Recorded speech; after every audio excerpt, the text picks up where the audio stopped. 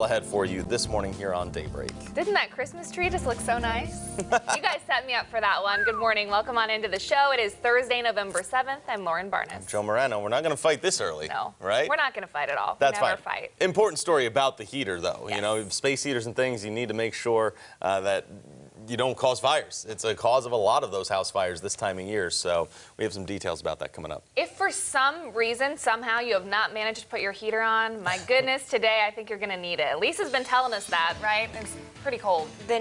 Today and tomorrow will be pretty cold, and then by next week, man. Winter? Well, yeah, pretty much. W word. There we go. Yeah, very, very cold early next week. I hope we enjoyed the last few days at least, because it was pretty nice then. Yeah, and we've been wet overnight. We had that heavy rain to the south. The flash flood watch still continues to the south because the heaviest rain is over, but it's still raining, and there's residual flooding concerns to the south. So it includes that bottom row, Missouri counties, and northern Arkansas until noon. We do have aerial flood warnings for parts of Barry and McDonald County where the flooding has been particularly bad in the rural areas. So you want to keep that in mind. Wet roads in Branson this morning. It's 45 degrees on north winds, so that front is through with those northerly winds. You can see we still have that light to moderate widespread rain to the south, especially in northern Arkansas. Mountain Home, Harrison, Bentonville seeing some moderate rain out there this morning, so you'll need umbrellas and windshield wipers to the south. Mostly dry up to the north. You can see that colder air is coming in. Temperatures trending 10 to 15 degrees cooler than yesterday. It's 38 degrees in Springfield and 51 in Mountain Home. Notice where it's raining, temperatures are above freezing. Where it's much colder, it's not raining at all. So not concerned about ice this morning. Wet roads to start. We dry out by the afternoon. The clouds try to clear, but I think they're going to be slow. 37 degrees by dismissal. Temperatures really flatline today. We've got to talk about a weekend warm up in the coldest area. We do that in 10 minutes. New for you this morning, authorities have arrested a suspect accused of robbing a gas station last night. It happened at the Rapid Roberts at Elfindale and Kansas Expressway shortly before 10. Springfield police say the suspect walked in with a gun and demanded money. Customers were in the store at the time, but nobody was hurt. The suspect fled their apartment and after a short chase was taken into custody. So far, though, no charges have been filed just yet. Making news now, the city of Springfield has been awarded nearly $21 million for a project that would connect wonders of wildlife all the way to downtown Springfield. Senator Roy Blunt says the transportation secretary recently approved the federal funding. The money will be used to create a 3-mile stretch of pedestrian walkways and bicycle paths on Grant Avenue. It will also connect to greenway trails, parks, and neighborhoods. Construction crews will add a roundabout and traffic improvements as well. Springfield Mayor Ken McClure says the project will be a big boost to tourism. It will be a very great boon for economic development and livability, if you will. And this is going to be linking two key areas of the city. And that can't help but have a very tremendous economic benefit for us. Now, we also asked the mayor a question several of our viewers have been asking. Does this project cater too much to Bass Pro and Johnny Morris? This benefits the community. We have a tremendous economic asset with Bass Pro and the Wonders of Wildlife and the aquarium. It's been recognized nationally. We have a vibrant downtown. As both areas grow, the community grows on that. So this is designed to help the community.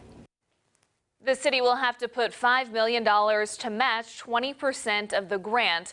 There's also plans for possible businesses to develop in the area. McClure says early feedback from the public has been positive. However, many disagreed on our Color 10 Facebook page. For instance, Francie writes, "Why don't you get a grant to help with scholarships for kids to get a better education or help give those in need jobs or maybe build homes as a project through your company?" John weighed in, $26 million for only 3 miles of pedestrian and bike paths. And Cheryl writes, maybe an overhaul of the public transport system, fix our potholes, do something reasonable for the homeless. Finally, Mike says improve the schools, not Johnny Morris's business ventures. City leaders have not said when construction will begin. Medical marijuana operations in Missouri may be in some trouble. Dispensaries and growing centers that have conducted most business with cash in other states may need to find a new payment method for here. The news leader reports the Department of Health and Senior Services proposed a rule saying cannabis companies will need to pay their taxes in any other form of acceptable payment other than cash.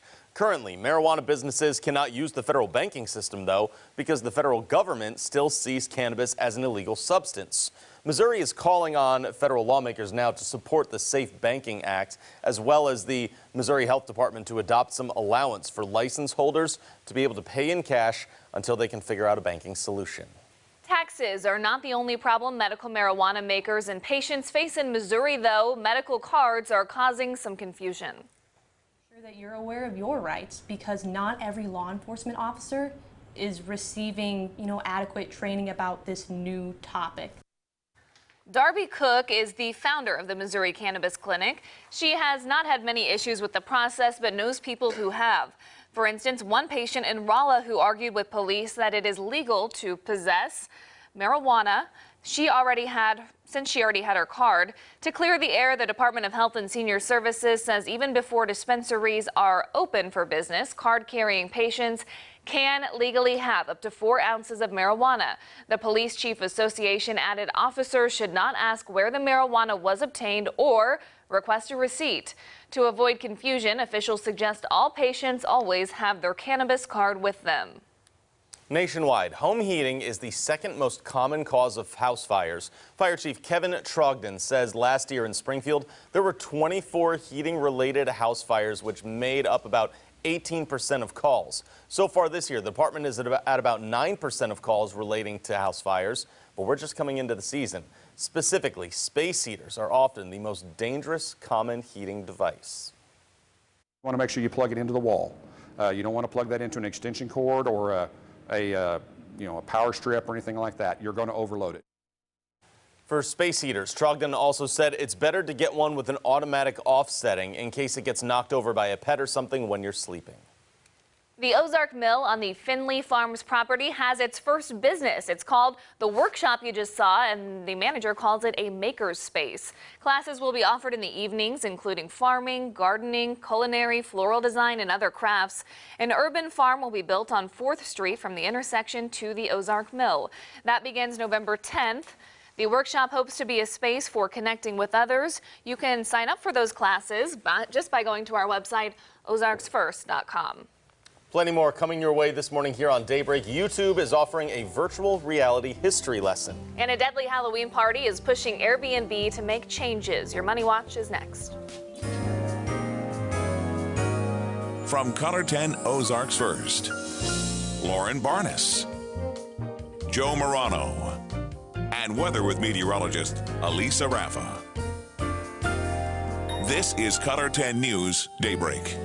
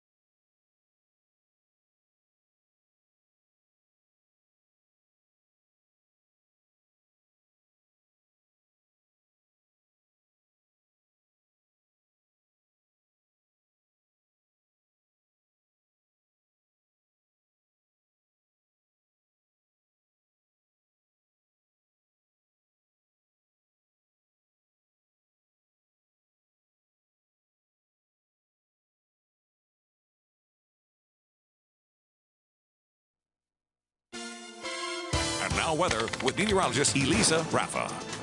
Good morning. We're starting out with wet roads in Branson again as we get that moderate rain to continue to move through. 45 degrees there right now with north winds. So the front is through already with some of those winds kicking out of the north. We do still have that flash flood watch in effect for the Branson area, that last row of counties in southern Missouri and then into northern Arkansas. It goes in through until noon.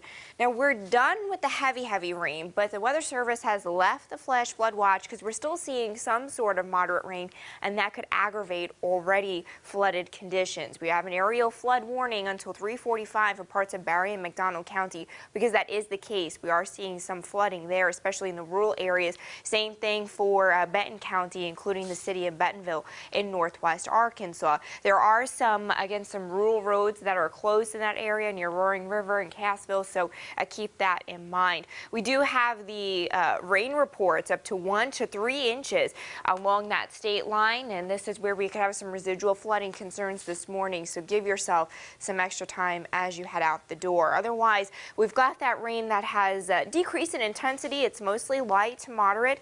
We are still seeing some of that rain, especially south of the interstate. You're dry up to the north. We do have some of those moderate showers near Bentonville and Huntsville, and then over pretty much bordering the state line between Mountain Home and Gainesville and West Plains. So the front is continuing to nudge to the south and east. Winds are out of the north already. This high pressure is already starting to be in control with those winds, and this high will continue to kick this front down as we head through the day today. So showers work on exiting and temperatures tumble. We're looking at falling temperatures with these north winds, and the winds will be pretty blustery as well because of that sharp temperature difference. So we'll have wind chills be biting as we head through the afternoon. That cold shot again is on its way in with temperatures already trending about 15 degrees colder than yesterday. Temperatures flatline today, dipping into the 30s by midday and then not really recovering. We've hit our high already at midnight. So hour by hour, you can see the showers clear out by noon. At least try to. Areas to the north will see more sunshine today. Areas to the south will keep the rain and clouds for at least half of the day. The clouds will be slow to clear to the south. We'll have temperatures in the upper 30s and lower 40s. Overnight, all the clouds clear, and that allows a lot of heat to escape and temperatures to nosedive. We dip into the lower 20s overnight tonight. Tomorrow, lots of sunshine, but temperatures stay chilly in the middle 40s. A temperature roller coaster takes off really starting today with this front. Cold Thursday, Friday. We're warmer and more mild, near average, if not a little bit above average this weekend, only to crash early next week. These are high temperatures in the low to middle 30s. High temperatures. We've got Arctic air, our first big push of Arctic air coming in by early next week. It could come with some light wintry weather. Still some uncertainty with that, but it is going to be cold. We're expecting that brief warm up this weekend with highs in the 60s. A cold front comes with a wintry mix late Sunday, maybe some light snow early Monday. Too early to make a call on totals there. Daytime highs in the 30s and overnight lows in the teens and 20s. About to be blustery at the bus stop. 39 degrees today. We try to clear things out. It's going to be cold and blustery on north winds. 21 overnight. It's just going to get cold. 46 tomorrow. Some chilly sunshine. We'll rebound with the temperatures this weekend back into the 60s. Snowy, cold, wintry start on Monday.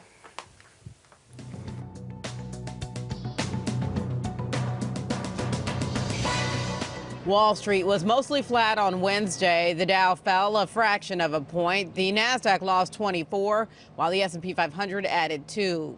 Stocks lost ground after Reuters reported the U.S. and China may not sign phase 1 of a trade deal until next month.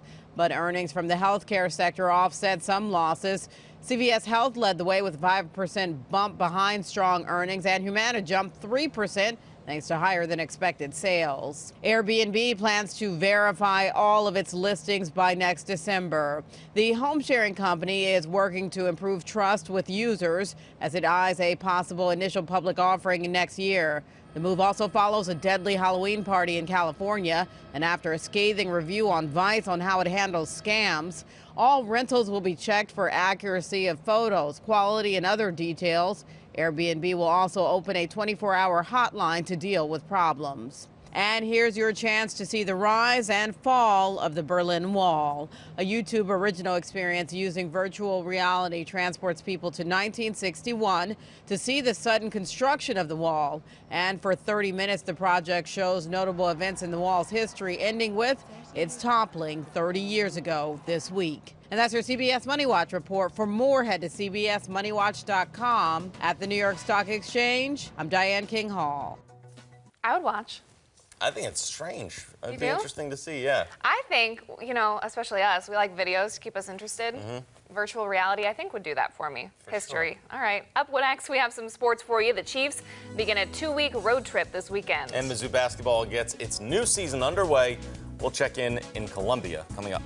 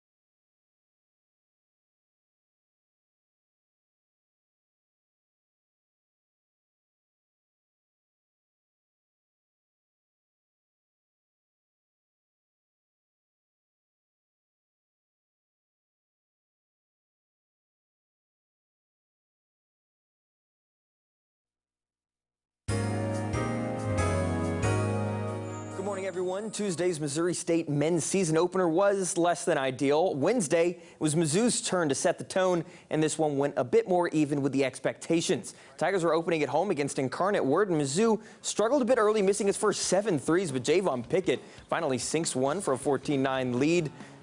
And it was all Tigers from there. Xavier Pinson going Mahomes-like with the no-look hookup to Trey Jackson, who slams it home. Mizzou lead 24-14. Then we got the Jeremiah Tillman show. Nice move down low for the and one basket. And on the next possession, Pinson again on the hookup. This time the lob, Tillman the slam. Tillman had 8 of the Tigers' 10 straight there. Finishes with a game-high 16 points as Mizzou opens on an 82-42 victory. Meanwhile, the Missouri State basketball head coach Dana Ford says he hopes his team is playing its best by conference time, but that still doesn't take away that sting of the season-opening defeat at the hands of Little Rock. In our Bear Nation report, the Trojans beat Missouri State on a last-second shot, 67-66. Missouri State owned the lead for 36 of the game's 40 minutes, and the Bears owned an 8-point second-half lead before the Trojans rallied. It's the first time the Bears have lost a season opener at JQH Arena, and the first time Missouri State has lost a home opener in 17 seasons. The players say getting better starts on defense. Definitely thought we would, just get a few more stops that we needed towards the end, but it's definitely going to be a work in progress for us, and it starts in practice. So we just got to stay bought into what the coaches are telling us and follow the game plan. Even though we scored, they kept scoring too, so it wasn't really like momentum. It was more like, I mean, we got a bucket, but we really worry about stops. We're not really worried about buckets because we can score. We need to work on defense and getting stops. And in football, the Kansas City Chiefs will hit the road for the next 2 weeks before easing into its bye week. The first stop is Nashville, where KC will play the Titans. You can catch that game right here on Color 10 Sunday at noon. The big question, as it's been for weeks now, is whether Patrick Mahomes will play. Chiefs boss Andy Reid says the team is still in a wait-and-see mode. You know, he obviously wants to play. I mean, that's him. He's wanted to do that since 20 minutes after it happened. So, but we just got to see, not only today when he works, but how he wakes up with it in the morning. So, I just think it's it's day to day. We'll get both guys ready to go, and we'll like we did last week. I'm Matt Vereen with your Thursday Morning Sports. Boy, a lot of people on the edge of their seats waiting about this Patrick Mahomes stuff. I think we're just going to have to wait till Sunday just to officially know everyone. I love how he's been on the sidelines, though, cheering everybody on. Of course, and practicing now, as you just saw. So very good to see all around. It's all progress, guys. We're going to be okay here, Baby Chiefs steps. fans. Exactly. This morning, it's, got that football weather feel to it, huh? A little bit cold out there. Getting colder, Right. starting with residual flooding concerns as well to the south. The flash flood watch continues until noon. The heavy rain event is over, but it's still raining on areas that don't need any more. So we've got aerial flood warnings that go until 3:45 for Barry and McDonald counties this morning, where that flooding has been particularly bad. 45 degrees in Branson. You can see the roads are wet. The camera is wet as well. We've got light to moderate rain down there this morning. The rain really focused south and east of the interstate. If you're up in Clinton and Lake of the Ozarks, you're like, what is she talking about? There is no rain. It's dry to the north. The rain is really focused and in moderate proportions from Bentonville back down towards Huntsville, and then bordering that state line near West Plains and Mount Home as well. These showers will try to exit today. The cold air is already on its way in. It's 10 to 15 degrees colder for the north and west half of the area. Notice where temperatures are dipping towards freezing. It's not raining. Where it is raining, we're well above freezing, so I'm not concerned about ice. It is 38 degrees in Springfield. A grade of an F this morning. Grab the umbrellas. Slow clearing today and cold temperatures kind of flatline today in the 30s through much of the afternoon. So we try to clear those showers by probably 1 o'clock, but the clouds will take some time to clear. You'll have much more sunshine up around Lake of the Ozarks and Rolla, 39 degrees in Springfield. Everyone is clear and cold tonight, dipping into the lower 20s. 40s tomorrow with sunshine. If you need to do some raking, today's just a bad day for it. The grounds are pretty wet from last night's rain and the winds will be breezy. Tomorrow and Saturday will be dry on light winds. Saturday will be much warmer. We start a temperature roller coaster with temperatures in the 60s this weekend, only to drop into the 30s on Monday. Coming up next, impeachment hearings are on the calendar. The details on when we can expect the public testimony is coming in just a few minutes. Stay with us.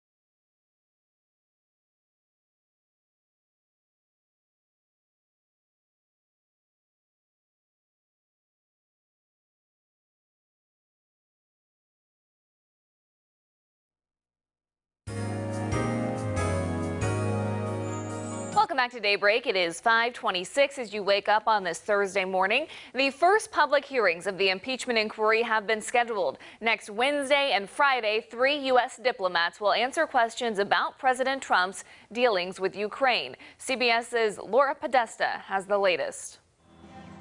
President Trump attacked Democrats while campaigning in Louisiana last night. In Washington, with these do-nothing, somewhat evil, and in some cases very evil people. In Washington, House Democrats announced public hearings will begin next week in the impeachment inquiry. The most important facts are largely not contested. Democrats hope the televised testimony will help their argument. The degree to which the president enlisted whole departments of government in the illicit aim of trying to get Ukraine to dig up dirt on a political opponent. Ambassador Bill Taylor, the top U.S. diplomat in Ukraine, and Deputy Assistant Secretary of State George Kent will appear Wednesday.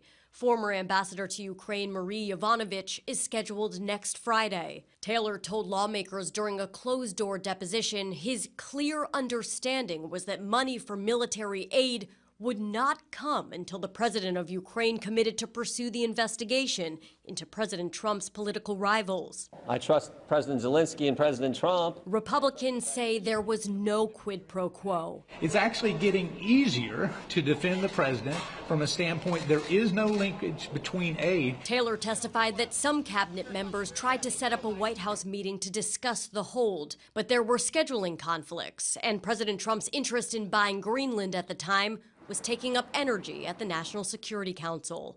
Laura Podesta, CBS News.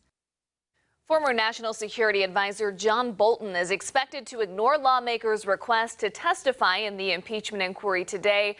President Trump's acting White House Chief of Staff Mick Mulvaney is also not expected to speak tomorrow.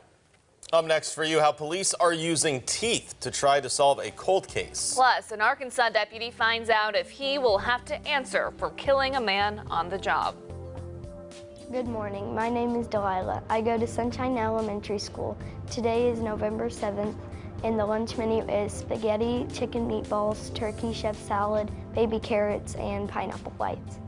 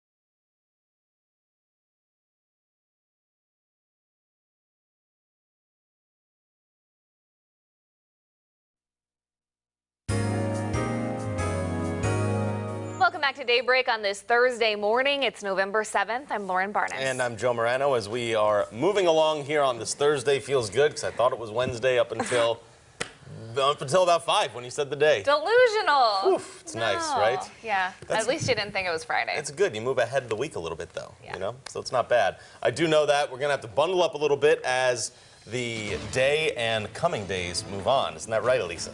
Yeah, cold air is on its way in. We've got one cold shot today. Tomorrow, weekend will be warm and nice. And then, man, I'm afraid for Monday. Oh, no. Okay, so next week will be a good movie week if you win the tickets today. Ah, good point. Yeah. Bundle up and, blankets outside is what I would do. Okay. Just take them. And for the folks last night, I was hearing some thunder. Into today, the drive-in had a little bit of rain, too. Still raining out there this morning. The heaviest is over with, but the flash flood watch continues because we've got residual flooding concerns in areas where it is still raining, even if it's light to moderate. So flash flood watch to the south this morning. We do have aerial flood warnings until 3:45 for parts of Barry and McDonald County where that flooding has been more particularly bad. In the rural areas, there are some road closures being reported, but we do have some wet roads in Branson. It's 43 degrees on north winds at 12 miles per hour. So the front is through. Showers are lingering to the south this morning. Areas to the north are dry. We have moderate rain around Huntsville, Harrison, Mountain Home, and then slipping up towards West Plains and extreme southern Missouri. Cold air already on its way in. 10 to 15 degrees colder. Where temperatures are close to freezing, it's not raining, so I'm not concerned about ice. Where it is raining, temperatures are in the 40s and 50s. It's 38 degrees in Springfield. Wet roads to start today. Give yourself some extra time if you live along and south of the interstate. We dry out by the afternoon. The clouds will be slow to clear and temperatures flatline. 37 degrees by dismissal. Make sure the kids are bundled up. A weekend warm up gives way to the coldest air yet. Details on the temperature plunge in 10 minutes.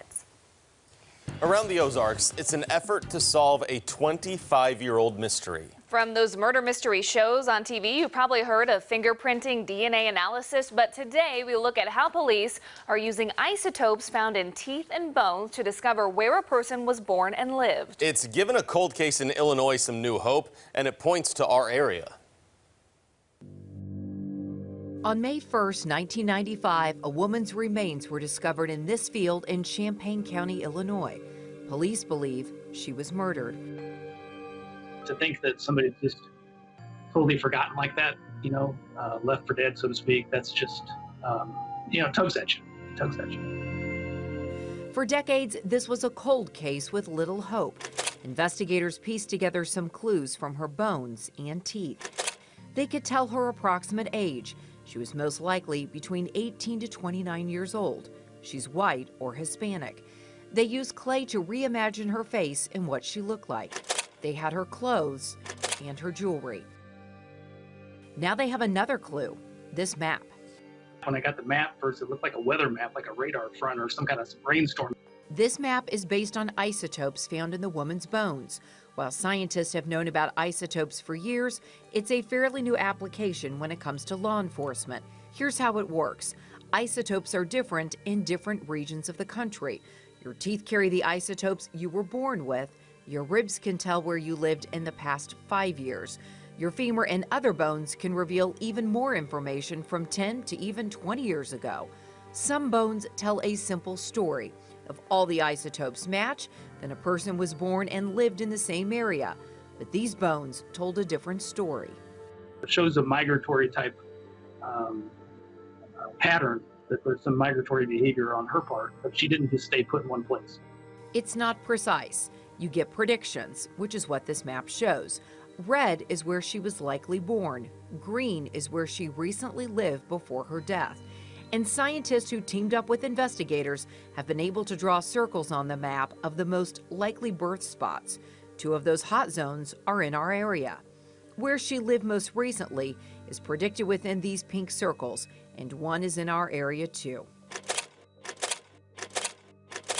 She's somebody's daughter, somebody's sister maybe. I mean, it's just, somebody knows her. If this woman was alive today, she'd be 44 to 53 years old.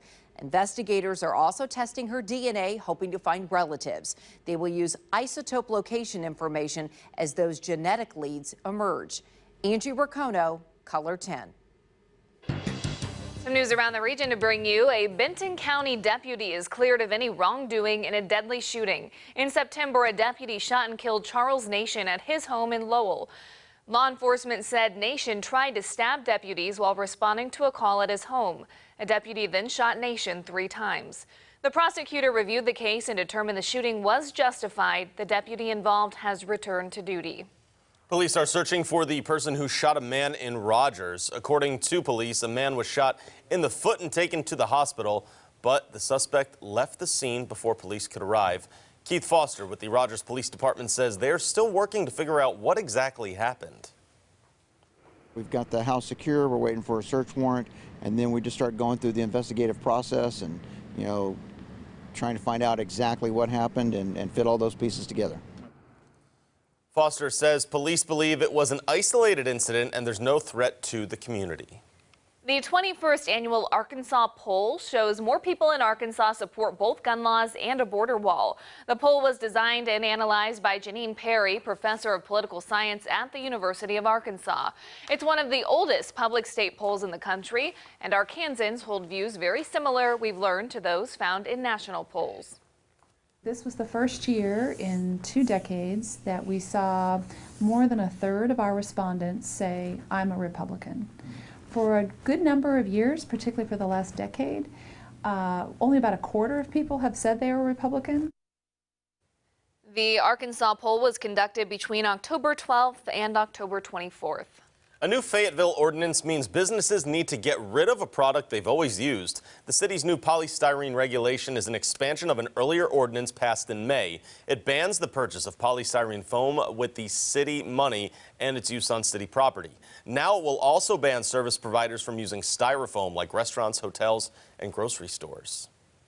The styrofoam ban actually is something that's been coming up pretty often. We've taken steps in the past 2 weeks to do a test here in Fayetteville to get rid of our styrofoam packaging and do some paper packaging. Effect on May 1st. We're starting out with some wet roads still. If you live south and east of the interstate, we've got light to moderate rain there and some residual flooding concerns. You live to the north, it's much colder but dry. Details on what to expect for a cold day today coming up next.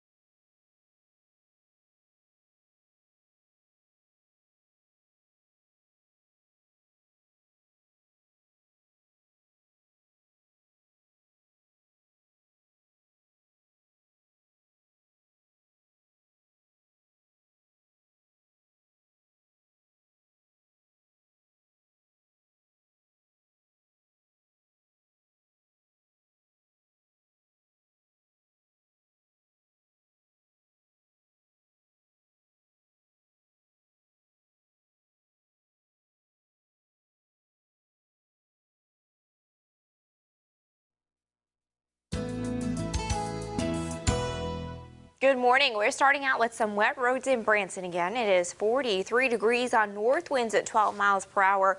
The north winds tell us that our cold front has come through already, but we do have those lingering showers that mainly focus to the south. The flash flood watch continues for that last row, southern Missouri counties and northern Arkansas through noon. The heaviest of the rain is over, but We do have residual flooding concerns where it is still raining, so the flood watch continues. We have aerial flood warnings for parts of Berry and McDonald County through 345, where some of that heaviest rain has been most impactful, with some road closures in the rural areas. That same warning continues for Benton County through this morning as well. So there's one of those road closures near Powell. There is water covering some roads near the state line, so just be careful there this morning. Some of the rain totals are up to 4 inches in spots, 1 to 3 widespread in this area, stretching from Bentonville through Mountain Home and reaching towards West Plains. Totals have not been as heavy up to the north as expected, right? So we still have some of that rain lingering to the south of the interstate this morning. It is dry and colder to the north. We've got light, moderate rain in spots, more moderate near Huntsville and Berryville and Jasper, moderate showers near Mountain Home and stretching up towards West Plains as well. It is dry up north and west of the interstate. The front continues to nudge south and east today as this high pressure kicks it out. We're already controlled by this high pressure because we've got north winds in place, and those north winds are bringing in a much cooler air mass. We're looking at temperatures tumbling through the day today on blustery north winds because we have such a sharp temperature difference along this front that gives way to a bit of a kick in the winds. Cold shot on its way in. Temperatures already trending 10 to 15 degrees colder than yesterday in spots. So temperatures are really going to flatline today. We drop into the 30s by midday, and then it's really tough for us to recover. So we've hit our highs already by midnight. Showers work on exiting by about 1 o'clock to the south and east. Clouds will probably be slow to clear behind that. Much more sunshine to the north in areas like Lake of the Ozarks. We hold on to clouds to the south, 39 degrees in Springfield. Everyone is clear tonight. That allows temperatures to drop like a rock. Temperatures in the lower 20s by tomorrow morning. Sunshine with middle 40s tomorrow afternoon. So chilly as that cold air mass takes hold Friday. A brief weekend warm up. We're back closer to average in the middle 60s, even above average in spots. And the temperature roller coaster continues. A huge drop in temperatures Monday and Tuesday. We fall through the 30s. Those are high temperatures, guys. Afternoon temperatures barely at freezing. Our Arctic push comes in early next week. It's the first big Arctic push of the season. It could come with some light wintry weather Sunday into Monday. So what we're expecting here is a brief weekend warm up with temperatures in the 60s. A strong cold front comes through late Sunday with maybe a wintry mix, maybe some light snow early Sunday. Too early to make a call on totals. Daytime highs in the 30s and lows in the teens by Monday and Tuesday. 39 degrees today, some slow clearing. It will be cold and blustery on steady north winds. 21 overnight, clear skies and cold. 46 degrees tomorrow, chilly sunshine. We warm up this weekend, temperatures back in the 60s, more cloud cover on Sunday. A wintry mix late Sunday into Monday could give way to a few flakes as we start out the next work week. Temperatures tumble all day. How about a high of 30 degrees on Tuesday? Whew. All right, up next, a student is shot at an Ohio university. And teachers and parents were shocked and appalled at what a 6-year-old boy brought to school in his backpack.